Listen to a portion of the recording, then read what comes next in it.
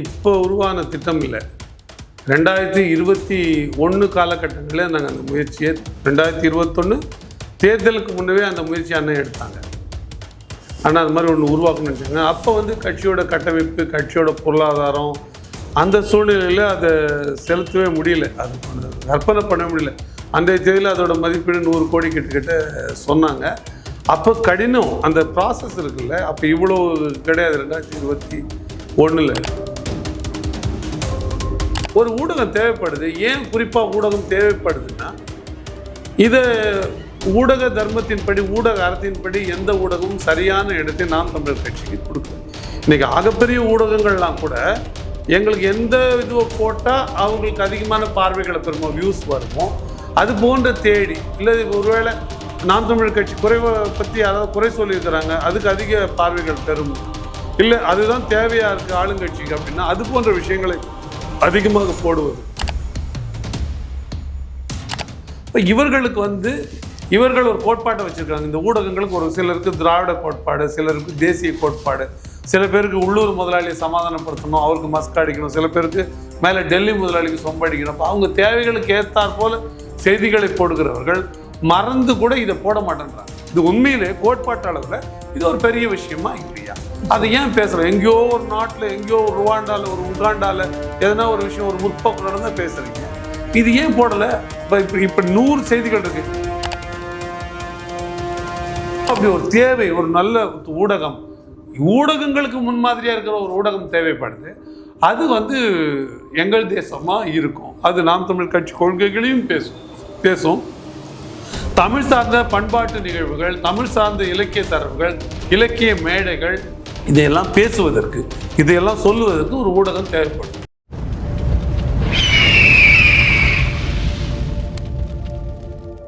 அரசியல் கருத நேயர்களுக்கு வணக்கம். இன்று நம்மோதை சிறப்பு விருந்தினர் நாம் தமிழர் கட்சியின் வழக்கறிஞர் திரு ஸ்ரீதர் அவர்கள். வணக்கம் சார். வணக்கம் சார். இப்போது சமீபத்தில் நாம் தமிழர் கட்சியோட நிர்வாகிகள் கூட்டம் நடைபெற்றது.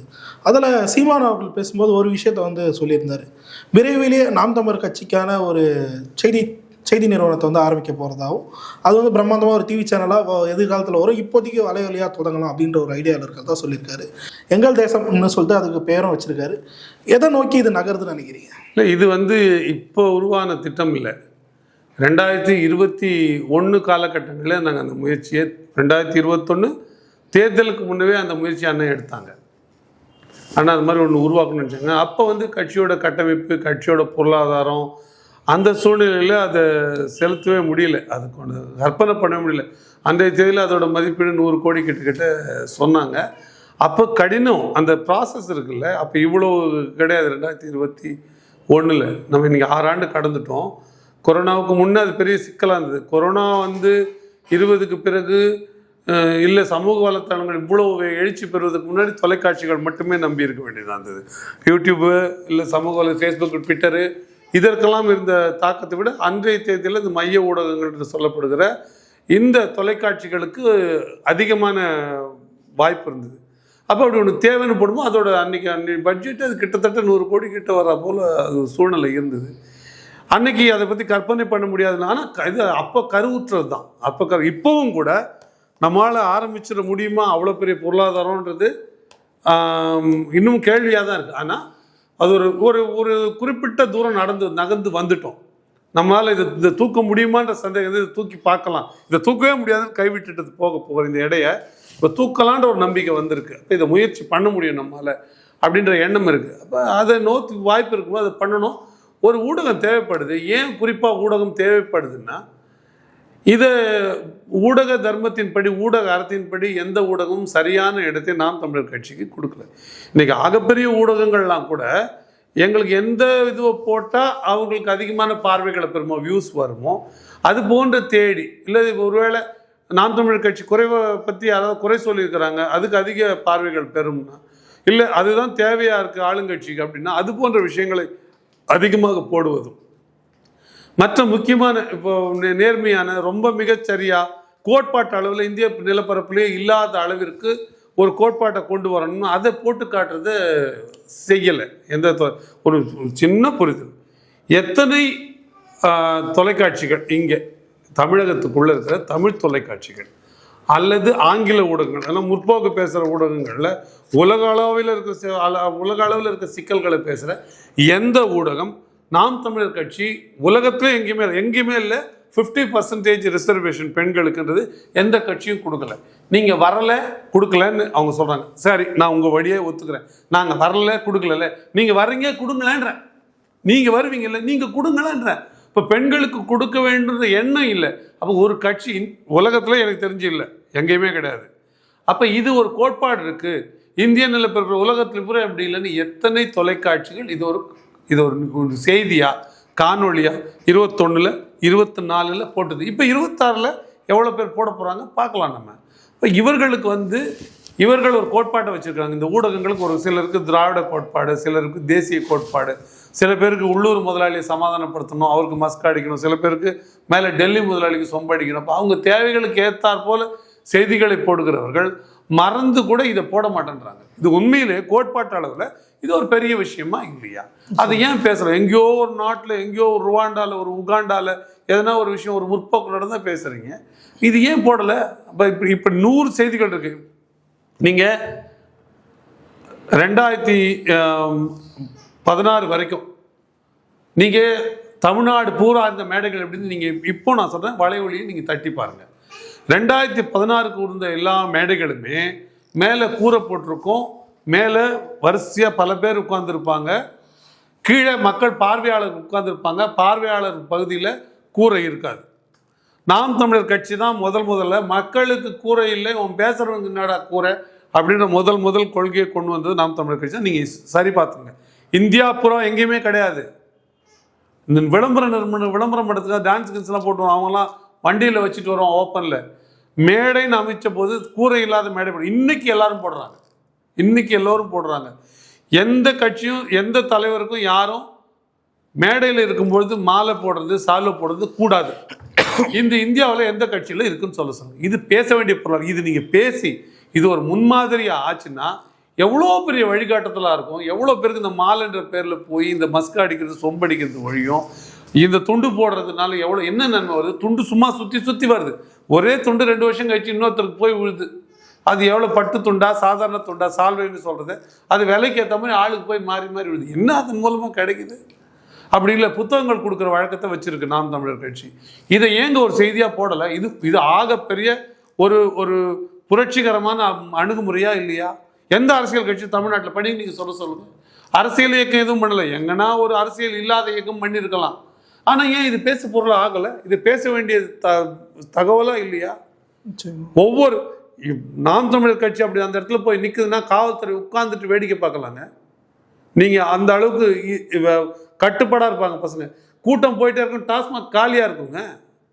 இது ஏங்க இது ஒரு செய்தி பேசு பொருளா இல்லையா? இதை பற்றி மட்டுமே 1 மணி நேரம் செய்தி போடலாம். எந்தெந்த கட்சி நடக்கும்பொழுது எப்படி நடந்தது, எந்தெந்த கட்சி ஊர்வலத்தில் போய் யாரெல்லாம் டாஸ்மாகில் சாராய கடையில் போய் விழுந்தான், எவெல்லாம் குடிச்சிட்டு கும்பால் அடிச்சான் மேடையில், மாநாட்டு மேடைக்கு பின்பக்கம் எவன் சீட்டு ஆடிட்டு இருந்தான், எவன் தெரிய பொம்பளைங்களுக்கு ட்ரெஸ்ஸை போட்டு டான்ஸ் ஆட விட்டு மேடையில் கூட்டம் சேர்த்தான், இதெல்லாம் பேசலாம்ல. சினிமா பாட்டுகளை போட்டு கூட சேர்க்குறாங்க. நாம் தமிழர் கட்சியில் போடப்பட்ட சினிமா பாட்டு சொல்லுங்கள், நீங்கள் காட்டுக்கு பார்க்கலாம். திமுக சினிமா பாட்டு போட்டு ஆம்பளையும் பொம்பளையும் மேலே டூயட் சாங் பாடிட்டு இருப்பாங்க. இப்போ ஒரு பத்தி மேலே போயிட்டாங்க. டிஸ்கோ நாளைக்கு கேப்ரா கூட ஆடுவாங்க. அப்போ இது இழிவு இல்லையா? நீங்கள் அது என்ன செய்தி சொல்கிறீங்க? நீங்கள் கோட்பாட்டு ஏங்க இது போன்ற ஆபாச நடங்களை பார்க்க வர்றவன் கோட்பாட்டை பார்க்க முடியுமாங்க? கோட்பாட்டை கேட்க முடியுமா? அந்த மனநிலைக்குள்ளே இருப்பானா? இப்படி ஆட்கள் தேக்கிறதுக்காக நீங்கள் போட்டு வச்சிங்கன்னா அதான் அந்த கூட்டம் முடிஞ்சோன்னு போகிறான், போயிடுறான். அந்த பாட்டு முடிஞ்சோன்னு அந்த ஆட்டம் முடிஞ்சோன்னு போயிடுறான். இன்னொன்று, ஆட்டம் போடவும் கும்மால் அடிக்கும் கூத்தடிக்கும் வாங்க ஒரு அரசியல் மேடைக்கு வரும். ஒரு அரசியல் மேடைக்கு இன்னைக்கு சமகால மக்கள் பிரச்சனை என்னன்னு தெரிஞ்சுக்க வரோம். இன்னைக்கு இவங்களோட வலி என்னன்னு தெரிஞ்சுக்க வரும். ஒரு போராட்ட காலம்னா இந்த போராட்டத்தில் நம்ம என்ன பண்ணணும்னு தெரிஞ்சுக்க வரோம், என்ன பண்ணியிருக்க அரசுன்னு தெரிஞ்சுக்க வரோம். இப்போ அதே நேரத்தில் போய் நீங்கள் ஒரு மாநாடுனா இந்த மாநாடு அடுத்து இந்த கட்சி அடுத்த ஒரு ஆண்டு எப்படி எங்கே போகுது, இதோட செயல் திட்டம் என்ன, இந்த ஆண்டு இது செய்தது என்ன, இது வரைக்கும் இந்த கட்சியோட சாதனைகள் என்ன, இனி இன்னும் வருங்காலங்களில் எப்படி இது போக போகுதுன்னு சொல்கிறது தானுங்க மாநாடு. நீங்கள் ஆபாச நடனம் போட்டுக்கிட்டு ஆடிட்டு இருந்தால் அதை நீங்கள் அதை காட்டுது. இந்த ஊடகங்களும் அதை காட்டுது. அதை காட்டுகிற ஊடகங்கள் நாம் தமிழர் கட்சி மட்டும்தான் இந்தியாவிலேயே. இப்படிப்பட்ட ஒரு கட்சியாக இருக்குது, நீங்கள் போடுங்க. இல்லை நாம் தமிழர் கட்சி மாதிரி இன்னொரு கட்சி இருக்குது, இது மாதிரி 2 கட்சிகள் மட்டும்தான் அப்படின்னா ஒரு முன்மாதிரியாக இருக்கும். ஓஹோ, நேர்மையாக இருக்கிறவங்களுக்கும் சரியாக இருக்கிறவங்களுக்கும் கோட்பாட்டு அளவில் சிந்திக்கிறவங்களுக்கும் இங்கே ஒரு மரியாதை கிடைக்குது, ஒரு அங்கீகாரம் கிடைக்குது. அதை பார்த்து 4 பேர் வர்றீங்க. ஒரு நல்லது பண்ணவனுக்கு, ஒரு வீரமாக இருந்தவனுக்கு கூப்பிட்டு பரம்வீர் சக்ரா விருது எதுக்குங்க கொடுக்குறோம்? யாருன்னா நாளைக்கு விருது கொடுப்பாங்கன்னா தண்ணியில் விழுந்துன்னு ஒருத்தனை காப்பாற்றுறான், இல்லை ஒரு போரில் போய் ஒருத்தனை சுடுறான். ஒரு சமூக தொண்டு செய்கிறானே, இவன் நாளைக்கு எனக்கு விருது கொடுப்பான், நான் செய்கிறான், இவன் அங்கீகாரம் கொடுப்பான்னு செய்கிறானா? அவன் விரும்பி செய்கிறான். அந்த வேலையை செய்யும்போது நீங்கள் அது ஒரு அங்கீகாரம் கொடுக்குறீங்க. அங்கீகாரம் கொடுக்கும்போது அது வந்து பல பேர் பார்வையப்படுது. அது குன்றிட்ட விளக்கா இருந்தது, குடத்திட்ட விளக்கா இருந்தது, குன்றிட்ட விளக்கா மாறுது. எக்ஸ்பிரஷன் ஆகும். ஆமாம். அது அப்போ இப்படி பண்ணா, இப்படி நல்லது செய்யலாமா, இப்படி செய்வதன் மூலமாக இவ்வளோ மரியாதை கிடைக்குமா, சமூக அங்கீகாரம் கிடைக்குமா, நாமளும் செய்யலாமே நினச்சிட்டு இருக்கோம். பல பேரை உண்டு பண்ணோம். அதுக்கு தானே தவிர இந்த செஞ்சவனுக்கு பரவாயில்லை.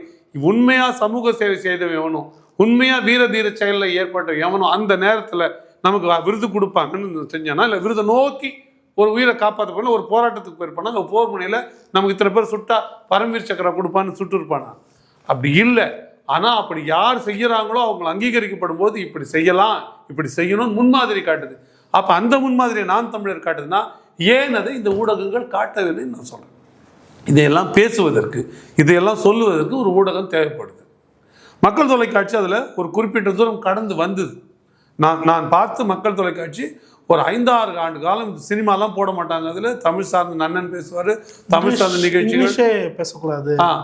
அப்படி வந்தவங்க தான் அறிஞர்னு இப்போ நிறைய பேர் இன்னைக்கு பல ஊடகங்கள் இருக்கிறவங்க அன்னைக்கு மக்கள் தொலைக்காட்சியில் இருந்தவங்க நம்ம பாராட்டுறது. நம்ம அதை ஆசையாக பார்த்தோமே, பிள்ளைங்களை தைரியமாக கொடுத்து பார்க்க சொல்லிட்டு போயிருந்தோமே, நம்ம பார்த்து நம்ம கவலையே பட தேவையில்லை. மக்கள் தொலைக்காட்சி வச்சுட்டு நீங்கள் விட்டுட்டு போயிட்டீங்கன்னா கவலைப்பட தேவையில்லைன்னு இருந்தது. அது வேறு கட்சி ஊடகம் தான். ஆனால் சரியாக இருக்குன்னா சரியாக இருக்குன்னு தானே சொல்ல முடியும். இன்றைக்கி லாப நட்டத்தை தாண்டி அவங்க இயங்குறாங்கல்ல.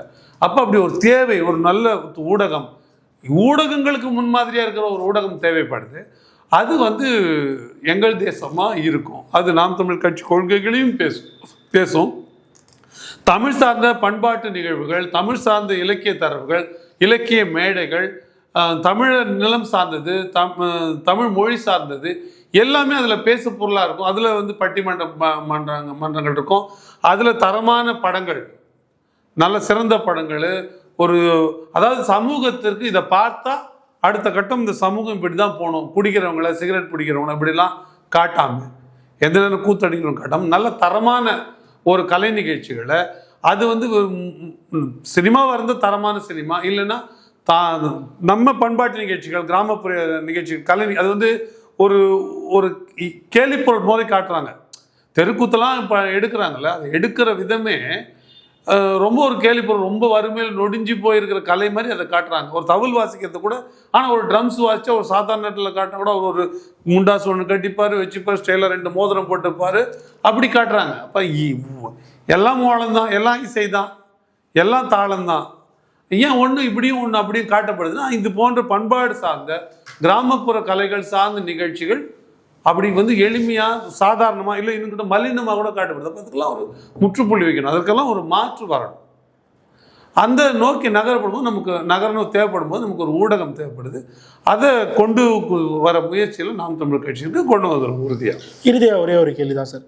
சமீபத்தில் நீங்கள் சோஷியல் மீடியாவில் பார்த்துருப்பீங்க, தாவேகா தரப்பு வந்து சீமான் அவர்களிடம் கூட்டணி பேச்சுவார்த்தை நடத்துகிறது. இது மாதிரி இன்னைக்கு காலையில் ஒரு நியூஸ் வருது, துணை முதல்வராக விஜயை வந்து அப்பாயின்மெண்ட் பண்ணுறேன் அது சொல்லிட்டு சீமான் சொல்லித்தாரு அப்படின்ற மாதிரி விஷயங்கள்லாம் போயிட்டுருக்கு. தாவேகா ஆரம்பத்தில் சீமான் அவர்களிடம் நெருக்கமாக இருந்தாங்க அப்படின்ற ஒரு செய்திகள் வந்து எல்லாருக்கும் தெரிஞ்ச ஒரு விடயம் தான். அதன்மீன் திராவிடம் சொன்னதுக்கப்புறம் தான் சீமான் அவர்கள் வந்து விஜய் வந்து விமர்சிக்கவே ஆரம்பித்தார். இப்போது கூட்டணிக்கு யார் வேணால் வரலாம், ஆட்சியிலும் பங்கு அதிகாரத்திலும் பங்குன்னு சொல்லி கிட்டத்தட்ட 1 வருடம் 4 மாதங்கள் ஆகப்போகுது. இப்போ வரைக்கும் எந்த கட்சியும் தாவேகா அணுகலை. ஸோ இறுதி வாய்ப்பாக மீண்டும் சீமான் அவர்கள் தான் பேச்சுவார்த்தை நடத்துகிறாரு அப்படின்ற ஒரு பேச்சுக்கெல்லாம் வெளியாகுது. ஆனால் மறுபுறம் பார்த்தீங்கன்னா சீமான் வேட்பாளர் கிட்டத்தட்ட 170 தொகுதிக்கு மேலே போட்டாருன்னு தெரியும். எப்படி பார்க்குறீங்க இந்த பேச்சுக்கு? பேசுகிறார் அண்ணன் தம்பி வந்து அண்ணன்கிட்ட பேசுகிறார், உண்மைதானே? அது சரியாக இருக்கலாம். அது ஒரு தம்பி ஒரு அண்ணன்கிட்ட பேசுறது தடையில்லை, அது சரி, அதில் ஒன்றும் சிக்கல் இல்லை, பேசலாம்.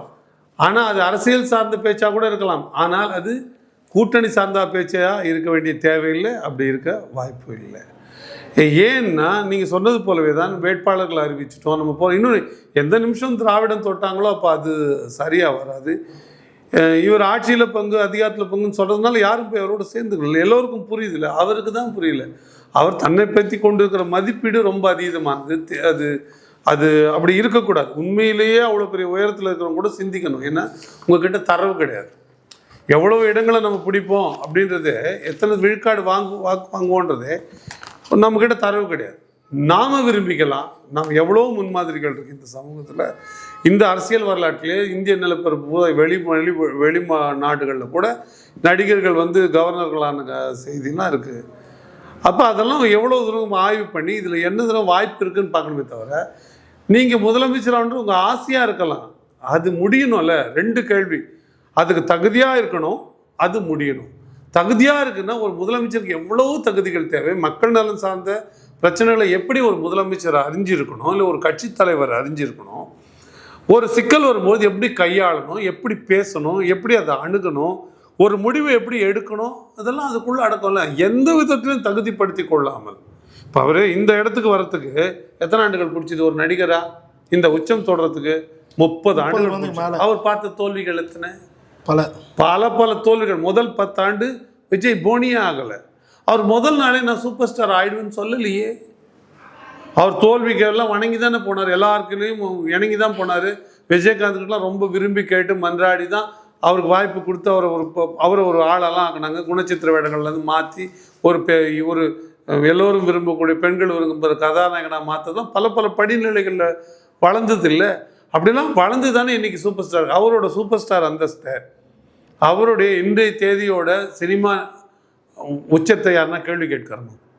ஆனால் 30 வருஷத்துக்கு முன்னாடி அவர் இன்னும் புதிய ஏதோ ஒரு படம் நடித்தார். புதிய பாதை இல்லை புதிய பாதை இல்லை, அவர் இன்னமும் ஒரு முதல் படம் நடித்தார். ரொம்ப சின்ன குழந்தையா இருப்பார் அவர். ஒரு சின்ன முதல் படம் சட்டம் ஒரு இருட்டறை கிடையாது. விஜய் முதல்ல ஹீரோவா நடித்த படம் நாளைய தீர்ப்பு படத்தில் அவர் வரும்பொழுது, நான் தான் தமிழ்நாட்டின் அந்த சூப்பர் ஸ்டார் 30 வருஷம் கழிச்சு ரஜினி கமல்லாம் ஒன்றும் கிடையாதுன்னு சொல்லியிருந்தா அறிஞ்சு துண்டா போட்டிருப்பாங்களா இல்லையா? இப்போ சினிமா துறையில் வந்திருக்கவே முடியாதுல்ல. அந்த உங்களுக்கு ஒரு சினிமாவில் நடிக்க உங்களுக்கு அந்த அடக்கம் தேவைப்படுதுன்னா இல்லை, எல்லாருடையும் பவ்யமாக தானே போனார். அவர் கை கட்டாத தலைவர்கள் யார்கிட்ட வாஜ்பாய் இவர்கிட்ட பிஜேபியில் கை கட்டலையா, அதிமுகவில் கை கட்டலையா, திமுகவில் கை கட்டலையா, யார்கிட்ட கை கட்டலை? நான் அதை குறைவாக கூட நான் சொல்லலை, அது தவறுன்னு கூட நான் சொல்லலை. அன்றைய நேரம் ஒரு சினிமாவை நடிக்கிற ஒரு ஹீரோவா, ஒரு வியாபாரம் பண்ணுற பணத்தை போட்டிருக்கிற ஒரு நடிகராக அவரோட தேவைக்காக அவர் வளைஞ்சு போனார். நான் தேவைக்குன்னு கூட வச்சுக்கிறேன், அதில் கூட நான் குற்றம் சொல்ல. ஆனால் அன்னைக்கே நீங்கள் நாளை தீர்ப்பு படம் நடிக்கும்போது நான் தான் 30 வருஷம் கழித்து சூப்பர் ஸ்டார் யாருமே என்கிட்ட வர முடியாதுன்னு சொல்ல முடியுமா? சொன்னது. அப்போ நீங்கள் இன்றைக்கு தேர்தலில் காலை வைக்கிற முதல் நாளே நான் முதலமைச்சராக தான் வருவேன்னு சொல்லுவது எப்படி சரி? அறம் சார்ந்தும் சரியாக இருக்காது, அறிவியல் சார்ந்தும் சரியாக இருக்காது. உங்களுக்கு எத்தனை தெருவு, எத்தனை சந்து, எத்தனை மாவட்டம், எத்தனை வட்டம், எத்தனை மாநிலம், ஒன்றுமே ஒரு கர்மமும் தெரியாது. உங்களை கேள்வி கேட்டால் நீங்கள் பதில் கூட சொல்ல முடியாது. எத்தனை யூனியன் டெரிட்டரி இருக்குன்னு கேட்டால் கூட உங்களால் சொல்ல முடியாது. இந்த கான்ஸ்டியூஷன் எத்தனை பிரிவு இருக்குன்னு சொல்ல முடியாது. இதெல்லாம் தேவையான்னு கேட்பாங்க. இதெல்லாம் தேவைன்னா இதெல்லாம் அடிப்படை தெரியணும்ல. கான்ஸ்டியூஷன் எப்போ நடைமுறைக்கு வந்துன்னு கேட்டால் அது சொல்ல தெரியணும்ல. ஏன்னா அதற்குள்ளே தான் ஒரு முதலமைச்சர் செயலாற்றுகிற வேலைகள் இருக்குது. உங்களுக்கு இதையே தெரியலைன்னா அது எப்படி தெரியுன்றதுக்காக சொல்கிறேன். அப்போ நீங்கள் அறமும் இல்லை, அறிவியலும் இல்லை. உங்களுக்கு இத்தனை 40 விழுக்காடு வாக்கு இருக்குது. ஏன் நான் என்ன சொல்கிறீங்க? மொத்த வாக்குமே தான் சொல்லுங்கள். திமுகவுக்கு ஒரு 5 விழுக்காடு இருக்குது, அதிமுகவுக்கு கொஞ்சம் சும்மா கொடுங்க. நீங்கள் பாட்டுக்கு நாம் தமிழருக்கு ஒரு 2 விழுக்காடு இருக்குது, கொடுத்துட்டு போங்க. ஏன் நீங்கள் 30 விழுக்காடு கூட எப்படி கண்டுபிடிச்சிங்க? 40 விழுக்காடு கூட நீங்கள் எப்படி கண்டுபிடிச்சிங்கன்ற சொல்கிறதே தான் சொல்கிறீங்க. அவன் வடிவேல் ஒரு படத்தில் சொல்லுவார், அண்ணனை தானே கேட்குற, கேளு எவ்வளோ வேணா கேளு, கடைசியாக இல்லைன்னு சொல்லிட்டு போடுற மாதிரி நீங்கள் பாட்டுக்கு உங்கள் வாய்க்கு சொல்கிறீங்க. எங்கே கண்டுபிடிச்சிங்க? தரவு எங்கன்றேன். இந்த கருத்து கணிப்புகளே நான் தவறானதுன்னு சொல்கிறேன். நான் ஒரு கருத்து கணிப்பு 100ல் ஒருத்தர் எடுத்தால் ஒரு கருத்து கணிப்பு தெரியும்னா, இங்கே 6 கோடி வாக்காளர்கள் இருக்காங்கன்னா 6 லட்சம் பேர், 1 கோடிக்கு 1 லட்சம், 100க்கு ஒருத்தர் அப்படி நீங்கள் கணக்கு எடுத்து 1 கோடிக்கு 1 லட்சம் பேரை நீங்கள் மாதிரி எடுக்கணும். அப்போ 6 கோடி பேருக்கு 6 லட்சம் பேர் சாம்பிள் எடுக்கணும். ஒரு சாம்பிளுக்கு 100 ரூபாய் நீங்கள் கொடுத்தீங்க. ஒரு ஆள் போய் நின்று கேள்வி கேட்டு ஒரு தட்டச்சு பண்ணிக்கிட்டு எழுதிக்கிட்டு வந்து அந்த தர 100 ரூபாய் இங்கே குறைவா நீங்கள் ஒரு சாம்பிளுக்கு வச்சிங்கன்னா 6 கோடி ரூபாய் இருக்குது. அப்புறம் இதை நீங்கள் அனலைஸ் பண்ணணும். அனலைஸ் பண்ணி அதுக்கு ஒரு முடிவுக்கு வரணும். அப்போ அப்படி பண்ணால் குறைஞ்சது ஒரு 8லேருந்து 10 கோடி ரூபாய் செலவாகும். நீங்கள் சொல்லுங்கள், 10 கோடி ரூபாய் 6 லட்சம் சாம்பிளாக இது 6000 சாம்பிள் எடுக்கிறாங்க.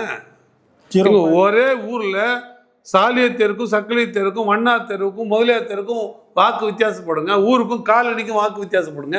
ஒரு ஊர் பூரா போய் ஒரு சட்டமன்றத்தில் ஒரு மொத்தத்தில் ஒரு 100 பேர் நீங்கள் எடுத்துகிட்டு கணக்கு சொன்ன எப்படிங்க? நீங்கள் யாரை ஏமாத்துற வேலை?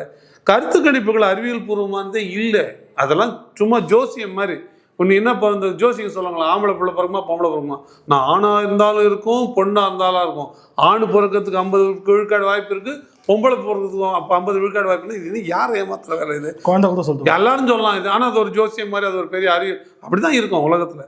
இன்னொன்று பாருங்கள், நீங்கள் விரும்பியோ விரும்பாமலோ உலகம் பூரா 50 விழுக்காடு கிட்டத்தட்ட ஆண் பெண் பிறகுதா? யாரோ சொல்லி வச்சா போல.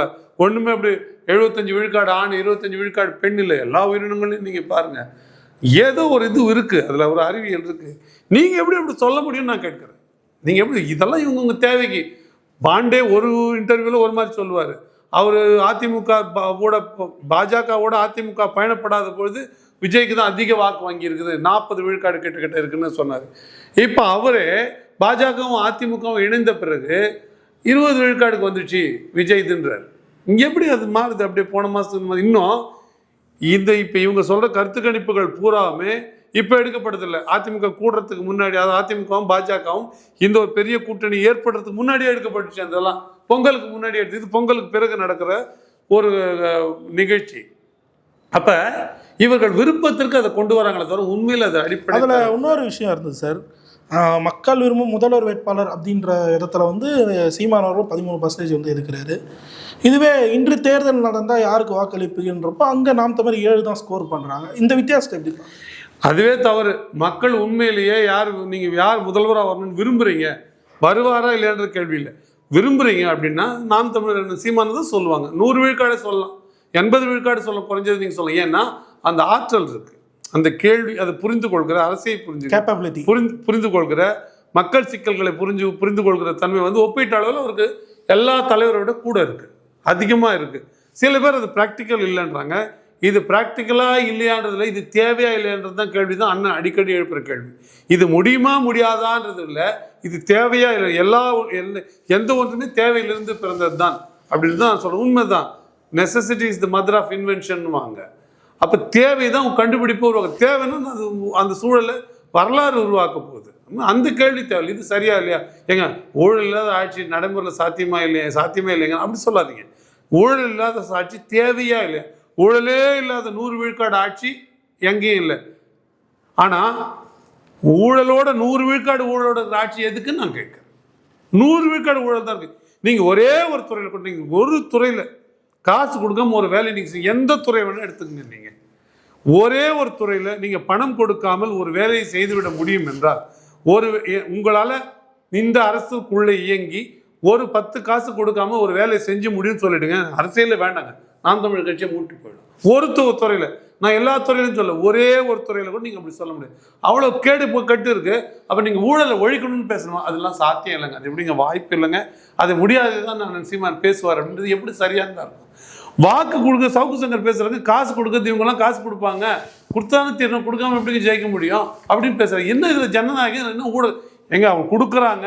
இது அதிமுகவும் திமுகவுமே கொடுக்கக்கூடாதுங்க, இது கண்டிக்கத்தக்கதுங்க, இது ஜனநாயகத்துக்கு எதிரானதுக்குன்னு சொன்னால் அது நியாயம் இருக்குது. அப்படி தாங்க கொடுப்பாங்க. ஏங்க ஜனங்க என்னங்க அப்படி தாங்க ஓட்டு போடுவாங்கன்னு சொன்னால் குற்றத்தை அதை வந்து சாதாரணமாக்குறது, அது எளிமைப்படுத்துறது, அதை சகஜமாக்கி விடுறது, அது எப்படி ஊடகத்தன்மை அறமாக இருக்க முடியும்? அப்போ எந்த ஒரு தவறையும் நீங்கள் அப்படி எங்க திருடாமையே அப்படிங்க உலகத்தில் இருப்பாங்க, திருடுறவங்க திருடதாங்க செய்வாங்க அப்படின்னா காவல்துறை நிலையங்களை மூடிட்டு போயிடலாம். நோய் வராமலே எப்படின்னா நோய் வரதாங்க செய்யும். எங்க உலகத்தில் நீங்கள் இத்தனை ஹாஸ்பிட்டல் வச்சுருக்கீங்களே, நோய் வராமல் இருக்கா? நோய் வரதாங்க செய்யணும், எல்லா ஹாஸ்பிட்டலையும் மூட்டு போயிடலாம். அப்படி இல்லை. அது லாஜிக்கலாக அது சரி கிடையாது. நீங்கள் இப்படி யோசிக்கணும், இவ்வளவு ஒழுங்கு செய்கிற அமைப்புகள், இவ்வளோ சிகிச்சை செய்கிற மருத்துவமனைகள் இருந்துமே இவ்வளோ மோசமாக இருக்குது. அப்போ இன்னும் இது அதிகமாக்கணும், இது இல்லாமல் படுறதை நோக்கி தான் நீங்கள் நகரணும். இது சமூகத்தில் இருக்குது அப்படின்ற ஒரே காரணத்தை வச்சுக்கிட்டு அதை வந்து நியாயப்படுத்துறது இல்லை அதை சகஜமாக்குறது முறையான நன்மை. அது வந்து ஜனநாயகத்தை படுகுழியில் தோண்டி புதைக்கிற அது முயற்சி. இது என்ன ஆகும்? நாளைக்கு எல்லாத்தையும் ஏற்பு வந்துடும். நாளைக்கு இது கொலைக்கும் கற்பழிக்கும் வன்முறைக்கும் வரும். பாதிக்கப்பட்ட ஒருத்தனுக்கு தான் தெரிய போகுது. அவன் வீட்டில் செத்தவனுக்கு, அவன் வீட்டு குழந்தை கற்பழிக்கப்பட்டவன், அவன் வீட்டு பெண் கற்பழிக்கப்பட்டவனுக்கு போது தான் அவனுக்கு மட்டும்தான் வலி தெரிய போகுது. அது 100ல் ஒருத்தர், 1000ல் ஒருத்தர், 1,00,000ல் ஒருத்தர் தெரிய போகுது. மற்ற யாருக்கும் தெரிய போதில்லை. அது எப்படிங்க நடக்காமல் இருக்கும் அது அப்படின்னு சொல்லிடுவாரா? அந்த பாதிக்கப்பட்டவர் சொல்லிடுவாரா? அப்போ எத்தனை எண்ணிக்கைன்னு யாருக்கும் அது நிகழக்கூடாதுன்னு நினைக்கிறது தான் ஜனநாயகமாக இருக்கும். அப்போ ஜனநாயக பிறழ்ச்சியை இந்த ஊடகங்கள் சரின்னு பேச போகுது, இல்லை அதை வந்து மலினப்படுத்துது, அது ஒன்றும் பெரிய தவறு இல்லைன்னு பேசுறது அறத்துக்கு புறம்பானது. அதை நம்ம ஏற்க முடியாது. அப்போ அதெல்லாம் பேசுவதுக்கு தான் நாம் தமிழர் கட்சி இருக்குது. சார், பல்லறிக்கை தெளிவாக நேரத்திற்கு நன்றி.